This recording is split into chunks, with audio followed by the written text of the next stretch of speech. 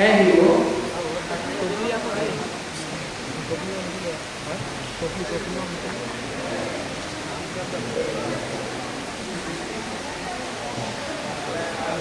आज का जो प्रवचन का मैसेज आया है उसके साथ में शेयर किया हुआ है।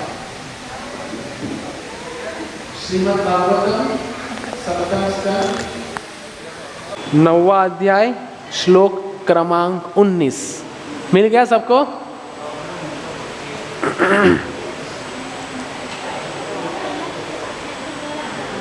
बालस्य नेह शरणं पित्रो नृसिंह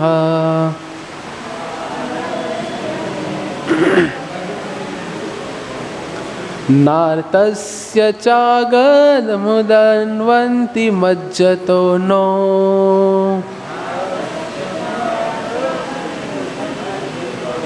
तप्तस्य तत्प्रीतिविधीर्य इहा जश्रेष्ठस्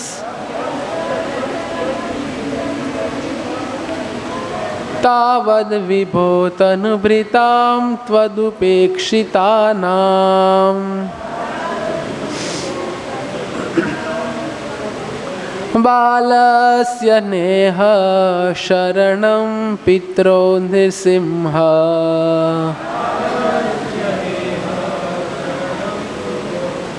नार्तस्य चागद्मुदन्वति मज्जतो नो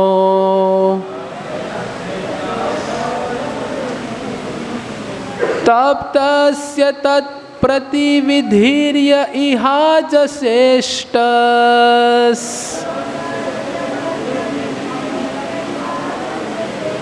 तावद्विभो तनुभृतां त्वदुपेक्षितानाम्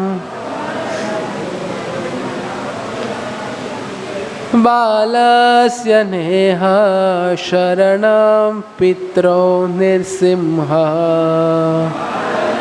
सब बोलिए, जोर से बोलिए। नारतस्य चागद्मुदन्वति मज्जतो नो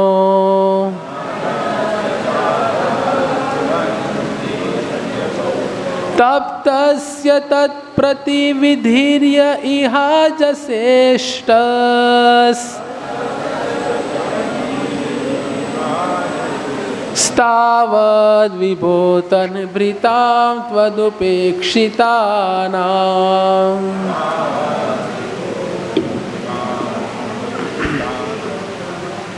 प्रभु जी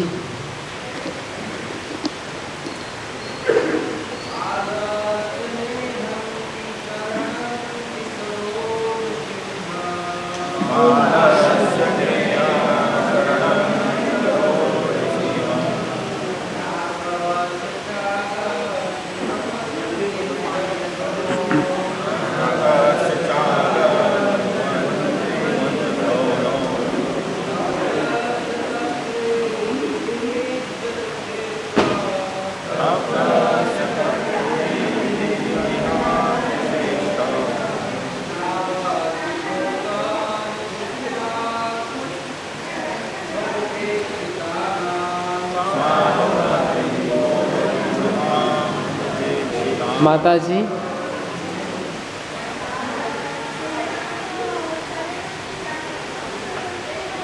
बालस्य नेह शरणं पितरो नृसिंह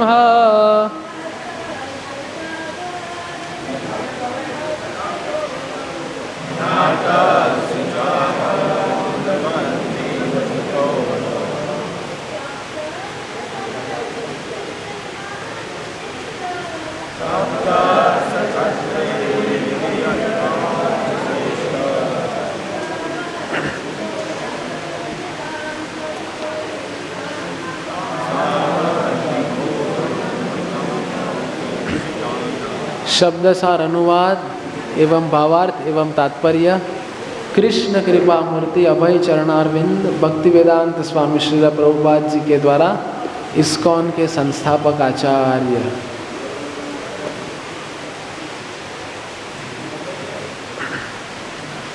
बालस्य छोटे बालक की न नहीं इह इस संसार में शरणं शरण पितरो पिता तथा माता नृसिंह हे नृसिंहदेव न तो आर्तस्य किसी रोग से पीड़ित व्यक्ति का च भी अगदम दवा उदन्वती सागर के जल में मज्जत डूबते व्यक्ति की नो नाव तब तस्य भौतिक दुख से पीड़ित व्यक्ति का तत्प्रतिविधि शमन विधि या जो यह इस भौतिक संसार में अजसा अत्यंत सरलता से इष्ट स्वकृत तावत उसी प्रकार विभो हे स्वामी तनुभृताम भौतिक शरीर स्वीकार करने वाले जीवों का त्वत् उपेक्षितानाम आपके द्वारा उपेक्षित तथा अस्वीकृत। अनुवाद हम पढ़ रहे हैं स्कंद 7 अध्याय 9 भक्त प्रहलाद द्वारा भगवान नृसिंह देव को प्रार्थनाएं से शांत करना। यह अध्याय में भक्त प्रहलाद नृसिंह देव को शांत करने का प्रयत्न कर रहे हैं और ये प्रार्थना के अनुवाद में हम पढ़ेंगे श्रील प्रभुपाद जी क्या कह रहे हैं। हे भगवान नृसिंह देव, हे परम पुरुष, देहात्म बुद्धि के कारण आपके द्वारा उपेक्षित देहधारी जीव अपने कल्याण हेतु कुछ भी नहीं कर पाते। वे जो भी उपचार स्वीकार करते हैं उनसे यद्यपि कदाचित क्षणिक लाभ पहुंचता है किंतु वे स्थायी नहीं रह पाते। उदाहरणार्थ माता तथा पिता अपने बालक की रक्षा नहीं कर पाते, वैद्य तथा दवा रोगी का कष्ट दूर नहीं कर पाते तथा समुद्र में कोई नाव डूबते हुए मनुष्य को नहीं बचा पाती। ओम अज्ञानतिमिरन्धस्य ज्ञानाञ्जनशलाकया चक्षुरुन्मीलितं येन तस्मै श्रीगुरुवे नमः। श्रीचैतन्यमनोभीष्टं स्थापितं येन भूतले स्वयं रूपकदा मह्यं ददाति स्वपदान्तिकम्। वन्देऽहं श्रीगुरो श्रीयुतपदकमलं श्रीगुरुन् वैष्णवांश्च। श्रीरूपं साग्रजातं सहगणा रघुनाथान्वितं त्वं सजीवं साद्वैतं सावधूतं परिजनसहितं कृष्णचैतन्यदेवं श्रीराधाकृष्णपादान् सहगणा ललिता श्रीविशाखान्वितांश्च।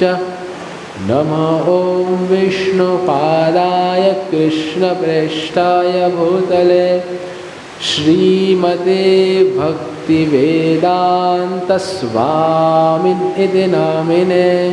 नमस्ते सारस्वते देवे गौरवाणी प्रचारिणे निर्विशेषशून्यवादी पाश्चात्यदेशतारिणे। जय श्री कृष्ण चैतन्य प्रभु नित्यानंद श्री अद्वैत गदाधर श्रीवासादि गौरभक्तवृंद। हरे कृष्ण कृष्ण कृष्ण हरे हरे, हरे राम राम राम हरे हरे। हरे कृष्ण कृष्ण कृष्ण हरे हरे, हरे राम राम राम हरे हरे। हरे कृष्ण कृष्ण कृष्ण हरे हरे, हरे राम राम राम हरे हरे। हरे कृष्ण। तो आप सभी का स्वागत है आज के प्रति शुक्रवार के इस सत्र में। तो प्रहलाद महाराज जो भगवान नृसिंहदेव से प्रार्थना करते हैं उनके क्रोध का शमन करने के लिए, इसीलिए ये प्रार्थना से आज हमने एक विषय को चुना है जिनके ऊपर हम चर्चा करेंगे। आज का विषय क्या है किसको नहीं पता? कोई हाथ ऊपर नहीं करे। क्या है आज का विषय?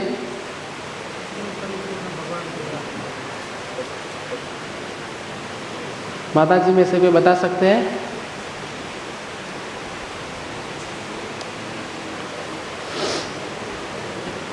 आपत्ति के समय में हमारे कृष्ण भावना को कैसे बचाए रखें। है हम सब लोग आपत्ति में? हाँ या ना? आपत्ति कई प्रकार की होती है। सबसे पहले जो समाज में रह रहे हैं वो पूरा आपत्ति से भरा है। आपत्ति तो समझ में आती है ना सबको, कष्ट दुख। फिर समाज से थोड़ा ऊपर और थोड़ा अंदर आएंगे तो परिवार आता है। तो परिवार में आपत्तियां हैं। जिनके परिवार ये कृष्ण भावनामृत के लिए सहयोगी नहीं है तो उनके लिए एक समस्या है। फिर भक्तों के समुदाय में सबसे बड़ी आपत्ति है। क्यों आपत्ति है? भगवद गीता के श्लोक में भगवान कहते हैं, प्रकृति क्रियमाणानि गुणे कर्माणि सर्वस्य अहंकार विमूढ़ात्मा कर्ता हम इति मन्यते। जब हम ये सोचते हैं कि हम करता है और हम सब लोग अहंकार से भरे हुए हैं, इसीलिए हम इस संसार में आए हुए हैं, तो सब आपत्तियां जब जीवन में आती है, देखिए जब जीवन में सब कुछ अच्छा चल रहा है तो भक्ति करना थोड़ा सुलभ हो जाता है ना? जैसे गाड़ी है, बंगला है, मकान है, बैंक बैलेंस है, बाकी इत्यादि सब चीज़ें हैं, तो हम भक्ति अच्छे से कर लेते हैं। लेकिन जब परिस्थिति विपरीत हो तो भक्ति को स्वीकारना ये बड़ा मुश्किल हो जाता है। जैसे उदाहरण हम देंगे, कोई युवा है तो युवा को हम कहते हैं कि आप भक्ति कीजिए। नहीं, बचपन से शुरू करते हैं। छोटे बच्चों को कहते हैं तो माता पिता क्या कहते हैं? प्रभु जी उसको थोड़ा पढ़ लेने दीजिए, थोड़ा बड़ा होने के बाद भक्ति करेगा। और हम लोग भी यही करते हैं ना, बच्चे को कहते हैं जा बेटा। फिर थोड़ा बड़े होते हैं तो कहते हैं थोड़ा पढ़ाई हो जाए, कॉलेज लाइफ हो जाए, उसके पश्चात भक्ति करेंगे। तो पढ़ाई लिखाई होने के पश्चात हम उनको मिलते और कहते हैं अब तो भक्ति कीजिए। तो वो कहते हैं प्रभु जी अभी तो नौकरी लगी है, first shift, second shift, night shift, इतना लेट हो जाता है, समय नहीं मिल पाता, तो एक बार मेरा जीवन सेट हो जाए। सुने आप लोगों ने ऐसा? हम सबकी धारणाएं ऐसी है कि थोड़ा सा मेरा जीवन सेट हो जाता है, उसके पश्चात जी भर के मैं भक्ति करूँगा। फिर जीवन सेट करने के चक्कर में ब्याह हो जाता है। ब्याह समझ में आता है ना, शादी। फिर हम कहते हैं प्रभु जी अभी तो लाइफ बन गई, पढ़ाई हो गई, अच्छा सा नौकरी मिल गया है, अच्छी सी छोकरी मिल गई है, अब तो नहीं, अभी मेरे संतान आ गए हैं ना, तो अभी उनकी परवरिश करना है। ऐसे करते करते करते क्या हो जाता है, बुढ़ापा आ जाता है और हम भक्ति को समय नहीं दे पाते। तो ऐसे जीवन के मोड़ पे अधिकांश हम जीवन में परिस्थिति को सुधारने में लग जाते हैं और ये कृष्ण भावनामृत को छोड़ देते हैं। पर आज की ये प्रवचन से हम यह सीखेंगे कि हमें जीवन की कौन सी भी परिस्थिति को सुधारने का प्रयत्न नहीं करना है, बल्कि हमारे कृष्ण भावनामृत को जोर से पकड़ के रखना है। इसीलिए श्रील प्रभुपाद जी एक तात्पर्य में कहे हैं, जब मैं वृंदावन में था तो प्रसादम हॉल में लिखा हुआ था, वो मेरे जहन में उतर गया कि भगवान कृष्ण के चरणों को कस कर पकड़ लो, आपका पतन कभी नहीं होगा। तो जब मैं ये श्लोक पढ़ रहा था तो मुझे वो समझ में आया और मैंने शीर्षक दिया कि अधिकांश हम जितने भी लोग इधर उपस्थित हैं, क्या होता है कि हम हमारे परिस्थिति सुधारने में इतने व्यस्त हो जाते हैं कि हम भक्ति को दुर्लक्ष्य कर देते हैं। ऐसा होता है सबके साथ में कि मेरे साथ ही ऐसा होता है सबके साथ में?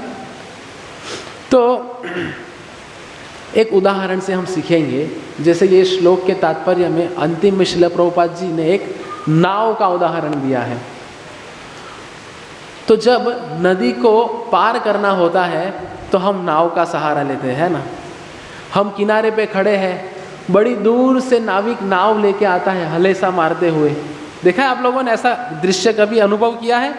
वो नाव लेके आता है और जैसे किनारे पे नाव पहुंचती है, किनारे के एक और वो नाव खड़ी कर देते हैं और पानी की जो तरंगे हैं वो तरंगों के कारण क्या होता है, नाव ऐसे हिलती डुलती है कि नहीं? हिलती डुलती है। अभी वो नाविक जो है वो अच्छे से बैठा है इत्मीनान से नाव में, और अभी हमको किनारे से वो नाव में प्रवेश करना है, तो हम एक पैर को थोड़ा आगे करेंगे, सोचेंगे जाऊं कि नहीं जाऊं। होता है ऐसा, क्योंकि नाव ऐसी ऐसी हो रही है। फिर हम जैसे नाव में प्रवेश करते कि ऐसे ऐसे भी कई बार हम हो जाते हैं, हिल डुल जाते हैं हम नाव में उतरने के पश्चात। और नाव में जब बैठते हैं और जैसे जैसे लोग आते रहते हैं कि नाव ऐसी ऐसी होती रहती है। तो ऐसे में एक व्यक्ति ने प्रश्न पूछ लिया नाविक से। अभी नाविक जो था वो भी सिद्धांतवादी था। वो नाविक से प्रश्न करते हैं कि नाव इतनी हिल डुल रही है, इधर बैठे हुए लोग इतने हिल डुल रहे हैं और आप इतने इत्मीनान से कैसे बैठे हैं? और नाविक जो प्रश्न का जवाब देगा वो आज का प्रवचन है।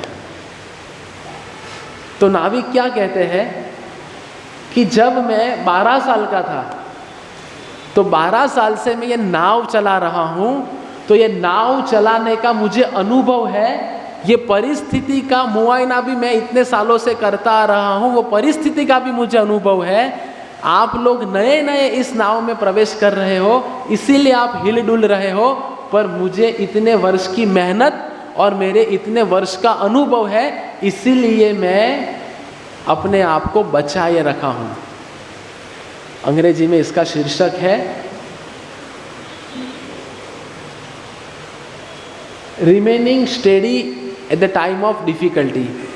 तो वो नाविक क्या कह रहा है कि मैं इसीलिए स्थिर हूँ, मुझे ये नाव की नदी की तरंगे लहरें मुझे प्रभावित नहीं कर रही। समझ में आ रहा है? तो हम क्या सीखने का प्रयत्न कर रहे हैं कि जब भी ऐसी विपरीत परिस्थितियां हमारे जीवन में होती है, और आज माहौल भी वैसा चल रहा है, परिस्थितियां अधिकांश हमारे अनुरूप नहीं होती। जो हम मनोधारणा लेके ये इस्कॉन रूपी नाव में प्रवेश किए हैं, तो हम भी कई बार हिल डुल जाते हैं। और अगर हम हिल डुल नहीं रहे हैं तो कोई भक्त आके हिला डुला देगा हमें कुछ कह के। तो शुरू में हमने देखा ना, हमारा अहंकार है, तो वो अहंकार की वजह से हम लोग हिल डुल जाते हैं। तो ऐसी परिस्थिति में कैसे हम अपने आप को बनाए रखें? तो सबसे पहला मैंने उदाहरण दिया नाविक का, कि years of practice of Krishna consciousness, सालों साल हमें ये भक्ति को दिन प्रतिदिन, सप्ताह प्रति सप्ताह, माह प्रति माह, वर्ष प्रति वर्ष ये भक्ति को करते रहना है।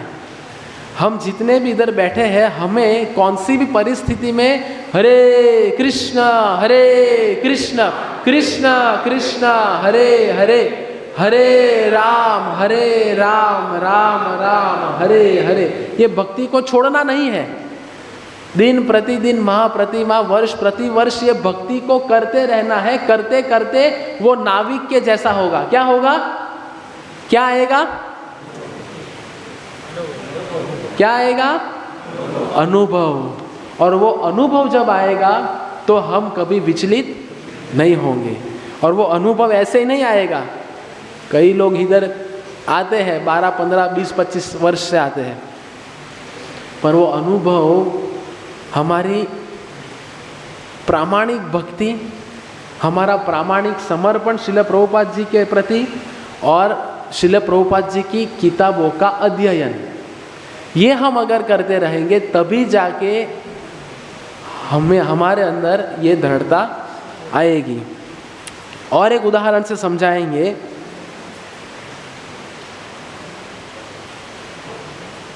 जैसे व्यायामशाला में कोई व्यक्ति जाता है, व्यायामशाला समझ में आती है? तो जब प्रथम दिन में जाते हैं तो वो जो जिम में सिखाने, व्यायामशाला का जो शिक्षक है, तो वो उन्हें सिखाता है कि पहले आप 10 किलो उठाइए, फिर वो 10 किलो उठाएगा, फिर धीरे धीरे धीरे वजन बढ़ाते जाएगा, बढ़ाते जाएगा, बढ़ाते जाएगा, और कुछ महीनों के पश्चात वो अधिक से अधिक वजन उठा पाएगा। लेकिन शुरुआत कैसे हुई? प्रतिदिन वो कार्य में लगे हैं। तो उसी तरह हमें प्रतिदिन हरे कृष्ण जप करना है, प्रभुपाद की पुस्तक का अध्ययन करना है, और प्रतिदिन हम लगे रहेंगे तो हम कितनी भी तकलीफ आएगी, उन तकलीफ़ों में हम विचलित नहीं होंगे।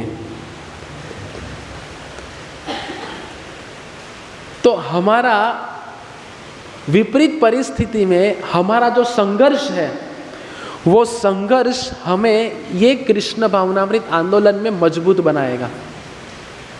तो हमें इधर रह के ऐसा नहीं समझना है कि सब कुछ जीवन में अच्छा होगा।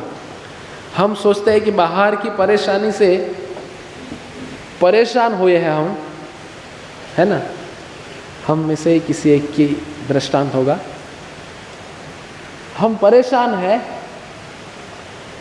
और वो परेशान भरी परिस्थिति में हम ये सोचते हैं कि मंदिर जाके मुझे थोड़ा शांति प्राप्त होगी और सब कुछ अच्छा अच्छा मिलेगा। हाँ, अगर हम विचलित ना होते हुए भक्ति करते रहेंगे तो सब कुछ अच्छा रहेगा।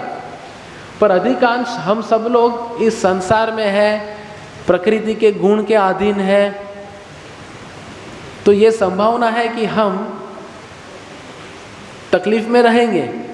जैसे इधर लिखा है कि भक्त कैसे ये परिस्थिति को सहन कर पाएगा, तो उसका दृष्टांत इधर दिया हुआ है कि कृष्ण भावनामृत आंदोलन की जो गतिविधियां है वो हम जीवन की विकट भरी परिस्थिति में भी करते रहेंगे तो वो हमें बचाएगी जीवन की तकलीफ़ों से बचने के लिए। इसके दृष्टांत हम आगे देखेंगे जैसे जैसे हम आगे बढ़ेंगे।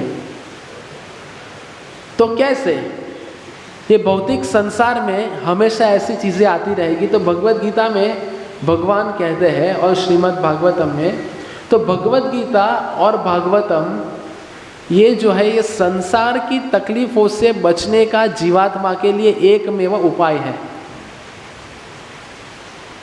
कोई इधर बैठे बैठे सोच सकता है कि बाहरी परिस्थितियाँ, जो मैंने शुरू में कहा कि परिस्थितियाँ हम सुधारने का प्रयत्न करते हैं, लेकिन परिस्थिति को सुधारने का प्रयत्न करने से कुछ भी प्राप्त नहीं होगा।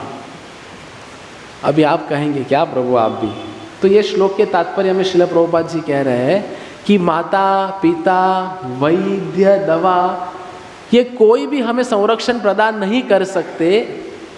हाँ, उनसे संरक्षण मिलेगा लेकिन वो क्षणिक मिलेगा, वो क्षण भंगुर है, वो लंबा टिकने वाला नहीं है। लेकिन लंबा टिकने वाला सॉल्यूशन, जो सुझाव है, वो केवल और केवल श्रीमद् भगवद गीता और श्रीमद् भागवतम हमारे शास्त्रों से मिलेगा। एक उदाहरण से समझाऊंगा। कोई नया व्यक्ति नवसारी में पहली बार रेलवे स्टेशन से उतरते हैं और वो गूगल मैप, गूगल गुरु का सहारा लेते हैं और कहते हैं हरे कृष्णा इस्कॉन मंदिर। ऐसा गूगल को बोलता है, हरे कृष्णा इस्कॉन मंदिर। अभी इनमें क्या होता है कि जो अधिकांश जो फेमस मंदिर होते हैं उसकी और मैप हमें खींच के लेके जाता है। तो जैसे ही मैप वो शुरू करता है तो इस्कॉन सूरत का पता है उसमें। किसका?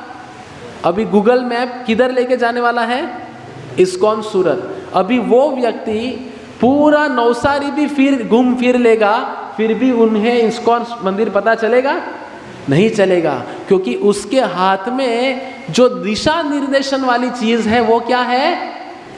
गलत है। वैसे हम सब लोग जीवन में भी सही चीज़ों को ढूंढने के पीछे लगे हैं। जैसे हम सब लोग आनंद भरी परिस्थितियां बनाने का प्रयत्न करते हैं, पर हमने हमारे हाथ में जो दिशा निर्देशक वस्तु को पकड़ के रखा है वो गलत है।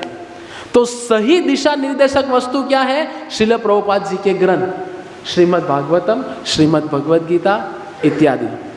तो ये ग्रंथ हमें दिशा प्रदान करेगा। तो हमें हमारे जहन में आज ये डालना है कि जीवन की विकट भरी परिस्थिति में मुझे परिस्थिति सुधारने के लिए इधर उधर जाने की आवश्यकता नहीं है, पर परिस्थिति को सुधारने के लिए मुझे किसका सहारा लेना है? श्रीमद् भागवतम और भगवद गीता का। इसीलिए कहा है कि ये श्रीमद् भागवतम और भगवद गीता ऐसे उपदेशों से भरी पड़ी है जो मुश्किल के समय में हमें विचार करने के लिए और वो विचार के हिसाब से उसके ऊपर कार्यरत रहने के लिए हमें सहाय रूप होंगे। ये है हमारे ग्रंथ। तो ये मैंने कुछ भौतिक उदाहरण लिए हैं तकलीफ़ों के, जो हम सब लोग अधिकांश हमारे जीवन में पाते हैं। सुनामी आता है, भूकंप आता है, ऐसी कई सारी चीज़ें हमारे जीवन में आती रहेगी। तो इन परिस्थितियों से हम कैसे बचे रहेंगे? तो श्रील प्रभुपाद जी इनके उदाहरण में कहते हैं कि कोई व्यक्ति समाधि में स्थित कैसे हो सकता है। तो प्रभुपाद जी भगवद गीता 2.57 भगवद गीता 2.57 में से कह रहे हैं कि इस संसार में सही गलत होता रहेगा। हम सब लोग कई बार जब भक्तों के संग में जुड़ते हैं तो कई बार ऐसी चीज़ों का सामना करते हैं सही गलत। कोई कहता है मैं सही हूँ, वो गलत है, वो कहते हैं मैं सही हूँ, वो गलत है। अभी ये सब कौन जानता है? भगवान जानते हैं, अन्य कोई नहीं जानता। तो श्रील प्रभुपाद जी कह रहे हैं कि जो व्यक्ति इन चीज़ों से प्रभावित नहीं होता, मात्रा स्पर्शास्तु कौन्तेय शीतोष्ण सुख दुःखदा आगमापायिनो नित्यास्तं तितिक्षस्व भारत। तो इनसे जो विचलित नहीं होता वो समाधि में स्थित होता है। अभी हम सब लोग ये भक्ति को पालन कर रहे हैं, कई वर्षों से हम सब लोग जुड़े हुए हैं। तो कई बार हमारे मन में एक प्रश्न आता है। क्या प्रश्न आता है? कि मैं भक्त हूँ तो मेरे जीवन में ऐसी समस्याएं क्यों आती हैं? और कई बार हम कहते हैं ऐसा सिला दिया आपने, मेरी ये इतने वर्षों की निष्ठा का। तो कई बार हमारे मन में परंपरा के प्रति, गुरु के प्रति और भगवान के प्रति संशय उत्पन्न हो जाता है। सबसे बड़ा प्रश्न चिन्ह आ जाता है कि क्या मैं सही जगह पे हूँ? क्या मैं ये आंदोलन में जुड़ के मैंने सही कार्य किया है क्या? तो इसका जवाब मिलेगा, प्रभुपाद कहते हैं कि don't expect smooth selling in this world. He meant that being devotees of Krishna doesn't protect us from so many difficulties। कि हम सब लोग अगर ये समझ के चल रहे हैं कि सब कुछ स्मूथ चलेगा, जो मैंने इसके पहले ही कहा ना कि हम लोग जब आते हैं और हम सोचते हैं कि सब कुछ अच्छा होगा, तो श्रील प्रभुपाद जी कह रहे हैं कि उसकी अपेक्षा मत कीजिए। पर ये तकलीफ भरी परिस्थिति में हमें ये विश्वास होना चाहिए कि भगवान कृष्ण और गुरु मेरे साथ में हैं। और ये परिस्थिति में अगर हमें ये दृढ़ निश्चय है तो कौन सी भी परिस्थिति रही हमारे जीवन में, कितनी भी बड़ी विकट से विकट परिस्थिति क्यों ना हो, लक्ष्मी को लेके, मकान को लेके, घर को लेके, परिवार को लेके, अपने मानसिक धारणा को लेके, अपनी खुद की मानसिक स्थिति को लेके, शारीरिक श्रम को लेके, कितनी भी विकट परिस्थिति क्यों ना हो, ये विकट भरी परिस्थिति में हमें यही समझना है कि परिस्थितियां कभी बदलेगी नहीं, ये सब कुछ चलता ही रहेगा। पर मुझे यह विश्वास है कि प्रभुपाद जी कह रहे हैं, मुझे यह विश्वास है कि गुरु और कृष्ण मेरे साथ में है। और अगर हमें ये दृढ़ विश्वास है तो हम कौन सी भी परिस्थिति में अपने आप को बनाए रखेंगे। तो परिस्थिति चाहे अनुरूप हो या परिस्थिति चाहे विकृत हो, अनुरूप हो या उसके विपरीत हो, ये दोनों भी परिस्थिति में हमें भगवान कृष्ण को स्मरण करना है।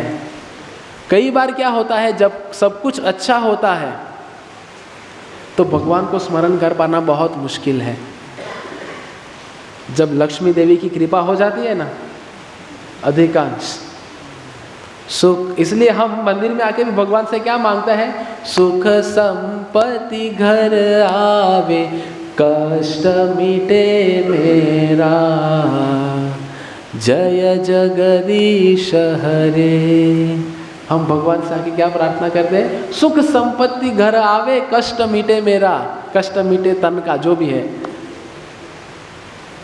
और जब लक्ष्मी देवी की कृपा हो जाती है तो कृष्ण भगवान को भूल जाते हैं, नारायण को भूल जाते हैं।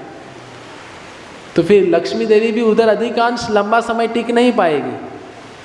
हम अगर सोचेंगे कि लक्ष्मी देवी मिल रही है, जीवन थोड़ा अच्छा हो जाए, प्रभु बस 2 वर्ष मुझे दीजिए, मेरा ये सेट हो जाए, मेरा वो सेट हो जाए, सब कुछ हो जाए, फिर आपके साथ ही है बस, ऐसा अगर हम सोचेंगे तो समझ लेना है कि हम गलत पते पे हैं। तो हमें अपने आप को सुधारना है कि ये परिस्थिति कभी नहीं बदलेगी। ये परिस्थिति में हमारा मनोभाव क्या है वो हमें बदलना है कि मुझे गुरु और कृष्ण के ऊपर निर्भर रहना है। तो भगवान के ऊपर हमें निर्भर रहना है। पर ये जगत की छोटी छोटी जो चीज़ें हैं इनको सुधारने के लिए हमें आसक्त नहीं रहना है। तो इसका सर्वश्रेष्ठ उदाहरण क्या है? ये सभी तकलीफ़ों से हमें छुटकारा कैसे मिलेगा?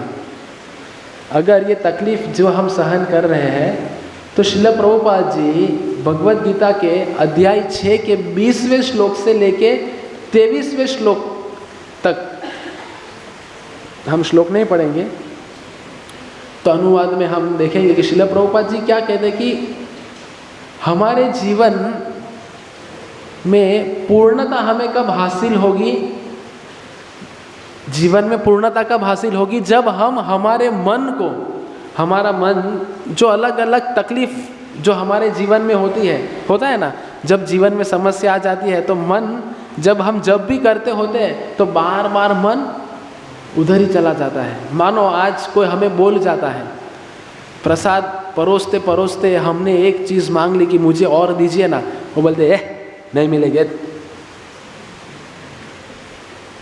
तो किधर लग गया।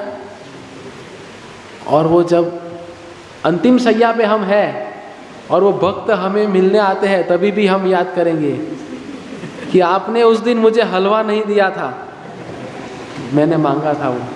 क्योंकि वो रंज जो है वो बहुत वर्ष तक हमारे अंदर रहता है। तो ये श्लोक के तात्पर्य में श्रील प्रभुपाद जी कहते हैं कि ये मन को हमें इन सब चीज़ों से निकाल के भगवान कृष्ण में स्थिर करना है। वो कब संभव होगा?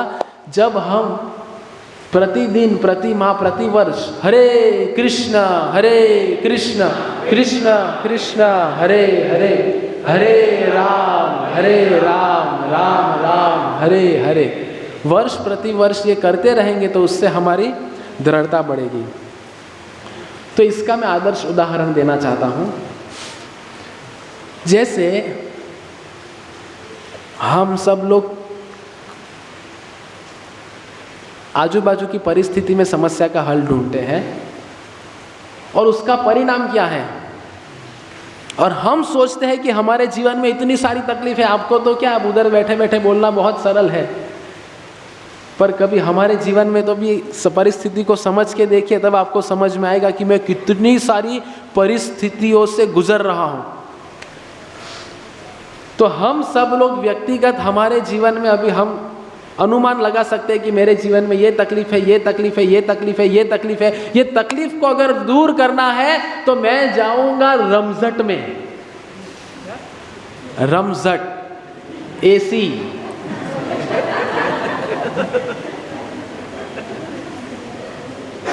बगल में ही है, अच्छा मौका है। अगले शुक्रवार को इधर प्रोग्राम के पश्चात बहुत बड़ा मौका है, वाटरप्रूफ एसी डोम। तो ये मेरी समस्या को शायद माता की कृपा हो गई तो सुलझ जाएगी। तो आज की स्थिति क्या है कि हमारे अंदर हम धैर्य खो बैठे हैं। हम क्या समझते हैं कि 1 वर्ष हुआ, 2 वर्ष हुआ, 3 वर्ष हुए, कुछ हो ही नहीं रहा है। जैसे मैं पहला था वैसा भी 5 साल के बाद भी अभी भी वैसा ही हूँ। और क्या सब लोग वैसे ही हैं? इनके गले में भी तुलसी माला है, वही तिलक है, वो भी हरे कृष्णा जप कर रहे हैं, वही सफ़ेद धोती कुर्ता पहन रहे हैं, कोई अंतर ही नहीं है, कुछ फर्क नहीं पड़ रहा है। क्या चल रहा है? तो आधुनिक शिक्षा प्रणाली ने हमें ऐसा बना दिया है। आधुनिक शिक्षा प्रणाली में हमने इतना सब कुछ सीखा है और इतनी सारी चीज़ें ये सीखी है कि ये करेंगे तो प्रॉब्लम सॉल्व हो जाएगा, ये करेंगे तो समस्या का समाधान मिलेगा। लेकिन श्रीमद् भागवतम कहते हैं कि इन सब चीज़ों से समस्या सुलझने वाली है ही नहीं, क्योंकि समस्या दिन प्रतिदिन बढ़ती रहेगी। तो गोस्वामी पाद उपदेशामृत के श्लोक में क्या कहते हैं? उत्साहात् निश्चयात् धैर्यात् तत्तत् कर्म प्रवर्तनात् संग त्याग शतवृत्ते षड्भिर्भक्ति प्रसीदति। बराबर बोला मैं श्लोक? यही है, उत्साहात् निश्चयात् धैर्यात्। ये 3 चीज़ें अगर हम पालन करेंगे तो भक्ति में लंबी रेस का घोड़ा बन जाएंगे। भक्ति में आते हैं तो नया नया बहुत उत्साह रहता है, लेकिन वर्ष प्रति वर्ष होने के पश्चात जो मैंने अभी आगे कारण बताए ना सब, उनके कारण क्या होता है? हम हमारे खुद के गिरेवान में झांकना छोड़ के हम दूसरे भक्तों को हमेशा बताते रहते हैं, आपके कारण मेरा ऐसा हुआ, आपने उस दिन मुझे हलवा नहीं दिया इसीलिए ऐसा हुआ, मैं मंदिर आना बंद हो गया। तो गोस्वामी पाद कहते हैं कि सबसे पहला उत्साह बनाए रखे भक्ति में। अगर हमारे अंदर उत्साह नहीं है तो उत्साह कृत्रिम रूप से लाइए। सुबह मंगल आरती में आइए, मंगल आरती में आने का उत्साह दिखाइए, भक्तों के संग में आने का उत्साह दिखाइए, जप करने का उत्साह दिखाइए। अगर हम ऐसे उत्साह और वो उत्साह तो आ गया, लेकिन उसके पश्चात क्या है? उत्साह के साथ निश्चय कि मुझे करना ही है। जैसे कल एकादशी है, कोई सोच लेगा चलो कल से मैं 16 माला करूँगा, उत्साह आ गया, आज 16 माला करूँगा, लेकिन रविवार की सुबह, शनिवार की रात, सप्ताह का अंत, एक ही दिन तो मिलता है आराम करने के लिए, सो लेता हूँ। तो उसके लिए क्या चाहिए? निश्चय। अभी उत्साह है, निश्चय है, वर्ष प्रति वर्ष ये कर रहे हैं तो आप कहेंगे प्रभु जी मैंने बहुत उत्साह दिखाया, दृढ़ निश्चय से भक्ति कर रहा हूँ, लेकिन कुछ मिल ही नहीं रहा है। तो उसके लिए हमें क्या रखना है? धैर्य। धैर्य किसके लिए रखना है? भगवान कृष्ण की कृपा प्राप्त करने के लिए। हमें हमेशा ये सोचते रहना है कि मैं ऐसा तो क्या करूं कि जिसके कारण मैं भगवान की कृपा प्राप्त कर सकूं। ये हमेशा हमारा मनन चलता रहेगा, तभी हम 24 घंटे कृष्ण भावना भावित हो पाएंगे। 24 घंटे कृष्ण भावना भावित होना है, उसका मतलब ऐसा नहीं है कि 24 घंटा 24 आवर्स कीर्तन करें हम बजा बजा के, या 64 माला करें, 192 माला करें। नहीं, हम कैसे भगवान कृष्ण को प्रसन्न कर पाए, ये हेतु रख के अगर हम मंदिर में आते रहेंगे तो परिस्थितियां हमें विचलित कभी नहीं कर पाएगी। तो आजकल की आधुनिक शिक्षा प्रणाली में उपाय क्या है बताओ मैं आपको। जब पढ़ते हैं इतना तनाव आ जाता है, इसलिए सबसे मैंने प्रथम जो स्लाइड रखी थी वो तनाव के बारे में रखी थी। देखा ना आपने चित्र, ऐसा सब चित्र था। तो तनाव जब आ जाता है तो वो तनाव में हमें एक ही उपाय दिखता है, क्या? बहुत बड़ा पंखा है और लंबी रस्सी है। क्या उसका मतलब? सुसाइड। देखा है आपने? आप अगर अखबार पढ़ोगे तो कई बार आप पाओगे कि लोग यही करते हैं, जीवन में कोई उनके पास विकल्प ही नहीं है इसके अलावा। ये सब आधुनिक शिक्षा प्रणाली का क्या कहते हैं, नतीजा है। और हमें बहुत सतर्क रहना है। जो प्रहलाद महाराज प्रार्थना कर रहे हैं, प्रहलाद महाराज को जब पिता ने गुरुकुल में भेजा और शरण नमर से कहा कि इनको पक्का असुर बनाना है, लेकिन प्रहलाद महाराज पाठशाला में जाके क्या कहे? हरे कृष्णा कृष्ण कृष्ण हरे हरे, हरे राम राम राम हरे हरे। और जब हिरण्यकशिपु ने गोद में बिठा के कहा बेटा क्या सीखा, तो प्रहलाद महाराज कहते हैं जो आपकी शक्ति का स्रोत है वही मेरी शक्ति का स्रोत है, और वो है नारायण और विष्णु। तो बोलते ऐसा सिखाया। तो फिर प्रहलाद महाराज के जीवन में तकलीफें भेज दी। क्या तकलीफें?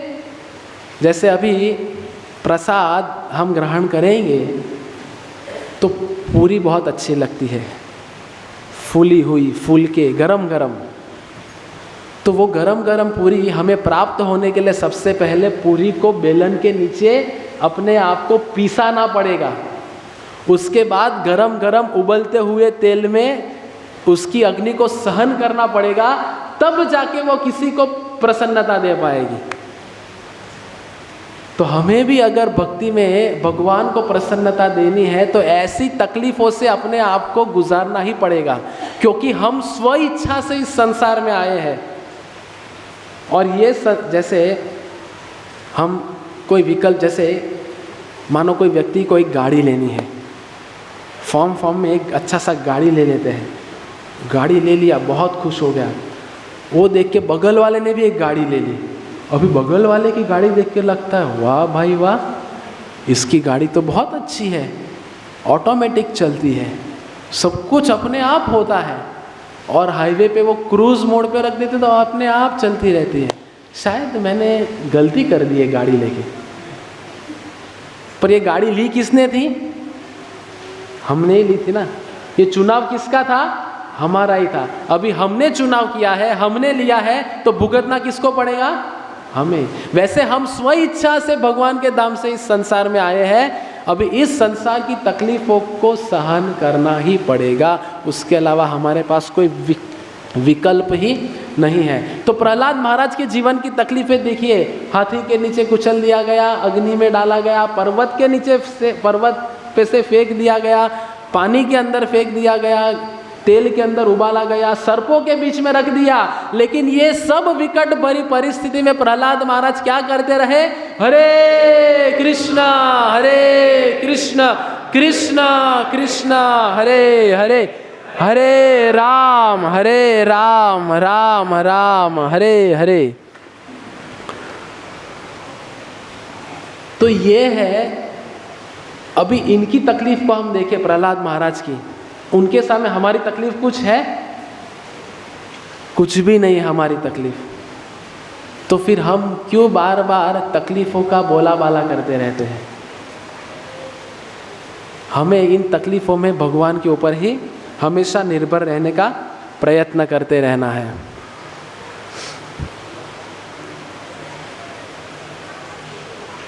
तो प्रभुपाद जी कहते हैं कि समाधि क्या है? अगर हमें ज्ञान है, जैसे प्रभुपाद की पुस्तक पढ़ेंगे तो बहुत ज्ञानवान बन जाएंगे, है ना, ज्ञानवान बन जाएंगे। लेकिन ज्ञान अकेला काफ़ी नहीं है। कोई बहुत ज्ञान हो गया, अच्छा सा श्लोक बोल रहे हैं, सब कुछ सिचुएशन के परिस्थिति के हिसाब से दिमाग में, भागवतम ये कहता है, भगवत गीता ये कहती है, चाणक्य पंडित ये कहते हैं, सब कुछ बता देंगे। पर अगर कृष्ण भावना भावित कार्य में वो नियुक्त नहीं है तो वो समाधि को हासिल नहीं कर सकते, प्रभुपाद जी कहते हैं।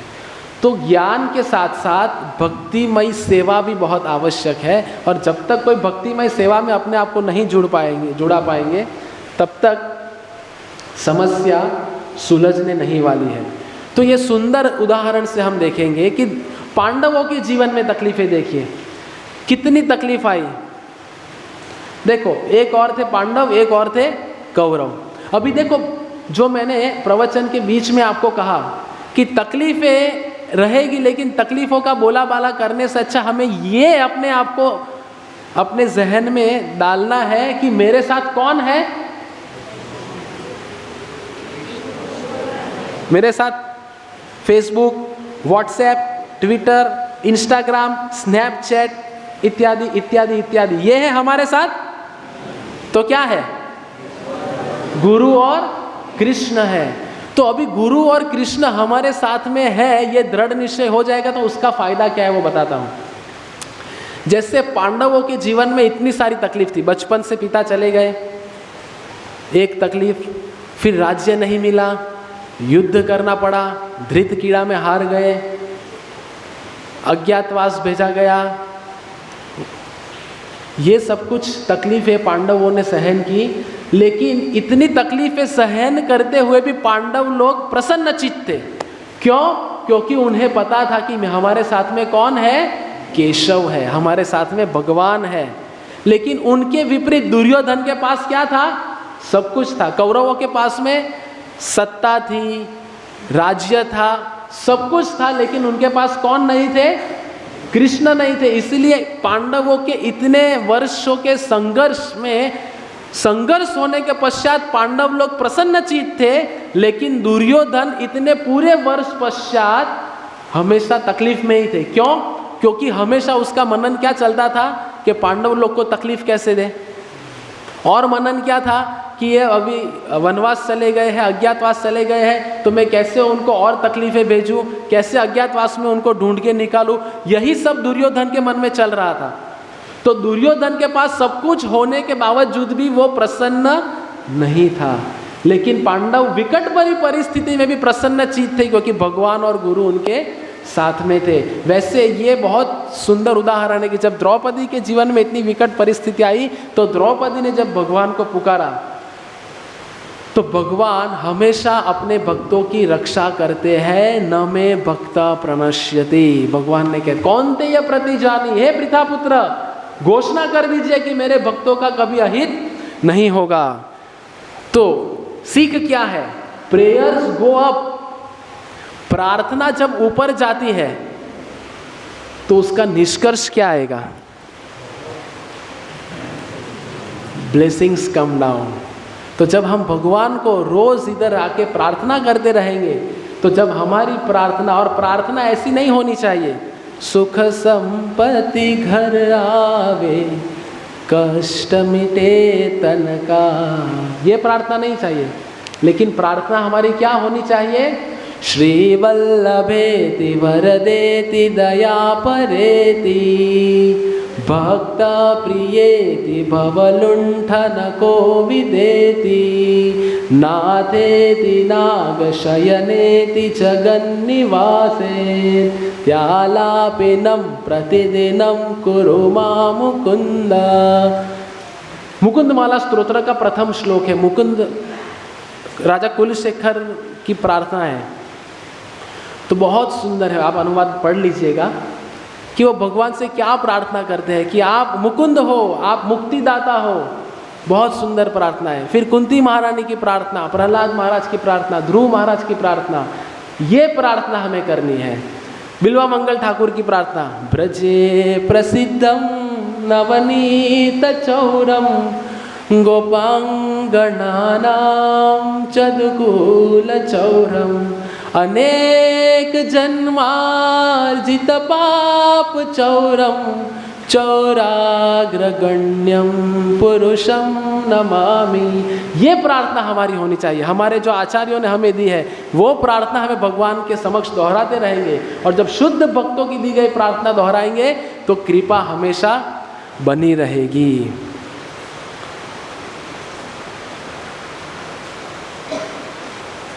तो ये श्रील प्रभुपाद जी हमें सिखा रहे हैं।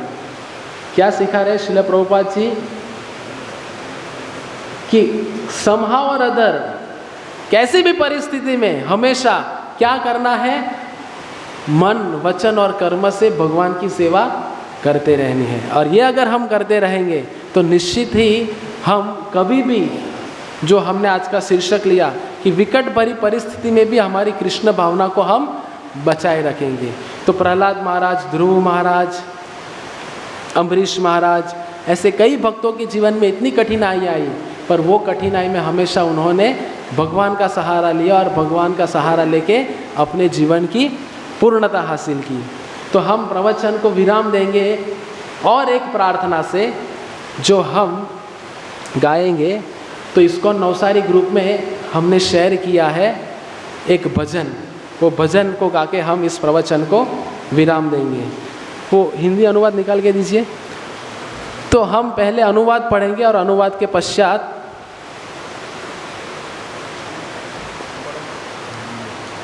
हम वो गाएंगे।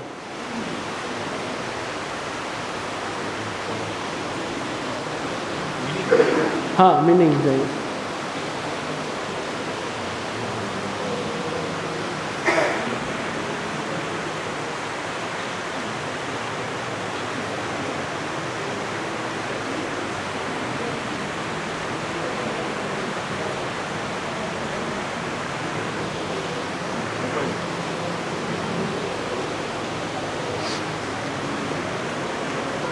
हाँ, दीजिए मुझे। उसका अर्थ है, हे मन, अभी हमारे सबकी तकलीफ का कारण क्या है? मन। तो हे मन, तुम केवल नंद नंदन के अभय प्रदानकारी चरणारविंद का भजन करो। इस दुर्लभ मनुष्य जन्म को पाकर संत जनों के संग के द्वारा भवसागर तर जाओ। मैं दिन रात जागकर सर्दी, गर्मी, आंधी, तूफान, वर्षों में पीड़ित होता रहा। क्षण भर के सुख हेतु मैंने व्यर्थ ही दुष्ट तथा कृपण लोगों की सेवा की। सारी संपत्ति, यौवन, पुत्र, परिजनों में भी वास्तविक सुख का क्या भरोसा है? देखा, हम जिसका आधार लेते हैं उसके बारे में कह रहे हैं। यह जीवन कमल के पत्ते पर स्थित पानी की बूंद जैसा अस्थिर है, अतः तुझे सदा भगवान श्री हरि की सेवा का भजन करना चाहिए। भजन कहा है, भोजन तो मिलेगा ही। गोविंद दास की यही चीर अभिलाषा है कि वह भक्ति की निम्नलिखित 9 विधियों में संलग्न हो: श्रवण, कीर्तन, स्मरण, वंदन, पाद सेवन, दास्य, पूजन, साख्य एवं आत्मनिवेदन।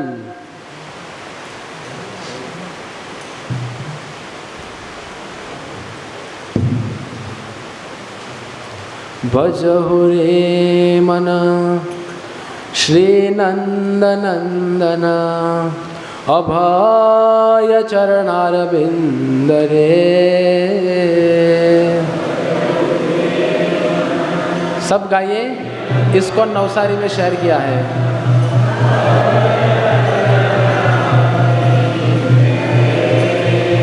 भजहु रे मन श्री नंदनंदन अभय चरणारविंद रे।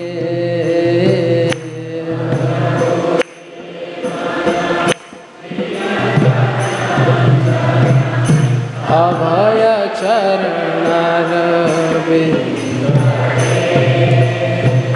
दुर्लभ मानव जनाम सत्संगे तराहे भव सिंधु रे।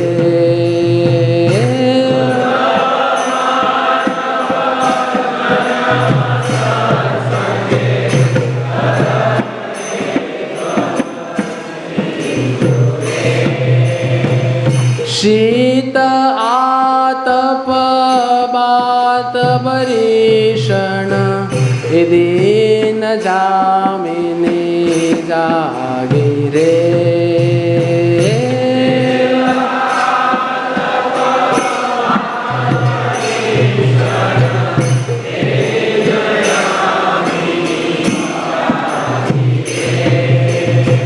विफल से विनो कृपाण दुर्जना चपाल सुकलव लागे रे।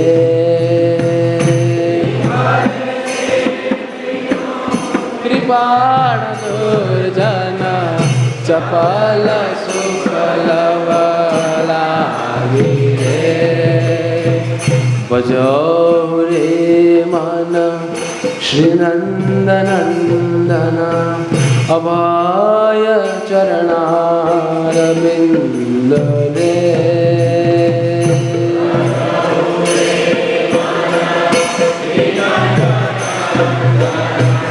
अभय चरणारविंद रे। ए धन यौवन पुत्र परिजन इथे कियाचे परती तेरे। धन यौवन पुत्र परिजन इथे कियाचे परती। कमल दल जल जीवन टलमल बजहु हरि पद नीति रे।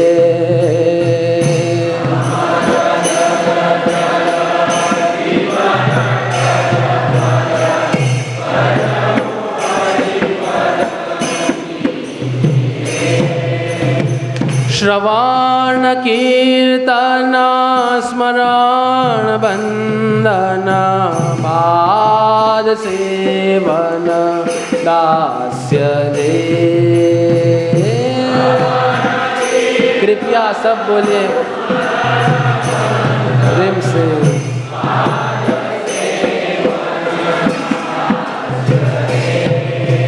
पूजन सखी जन आत्मनिवेदन गोविंद दास अभिलाष रे।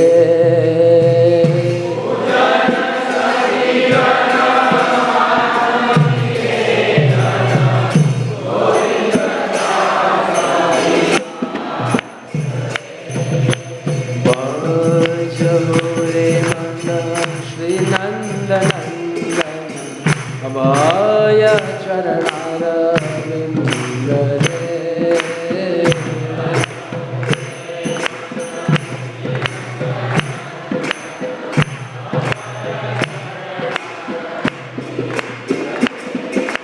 दुर्लभ मानव जनाम सत्संगे करो भव सिंधु रे।